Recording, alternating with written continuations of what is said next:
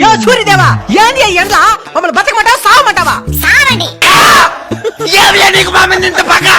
నాకు ఎవరి మీద పగ ఉండదు నాయనా, నా ధర్మం నేను నిర్వర్తిస్తున్నాను. ఏది నీ ధర్మమో? మమ్మల్ని చంపేసేదా? మరి మీరు చెట్లను చంపేసినప్పుడు ఈ ధర్మం ఎక్కడికి పోయింది నాయనా? అట్లా నాకు తెలుసు. ఈ ఎండకి తలకు తోట్లు పడుతున్నాయి. మీరు వాడి ఏసీల వల్ల ఓజన పరికి ఎప్పుడో తూట్లు పడింది నాయనా. ఎండ ఎక్కువగా ఉంది ఏసీ 2 పాయింట్లు పెంచు అని అంటారు గానీ ఎండ ఎక్కువగా ఉంది 2 చెట్లు పెంచుదామని ఏ రోజైనా అనుకున్నారా? అంటే అది చెరువులు కూడా ఎండిపోతున్నాయి స్వామి. నీళ్ళుండాల్సిన చెరువులో నిలువెత్తి బోడాలుంటే ఎవరేం చేస్తారు నాయనా? అడవులు కూడా ఎండిపోతున్నాయి స్వామి. మరి అక్కడే కదా నాయనా అపార్ట్మెంట్లు కట్టాల్సిందే.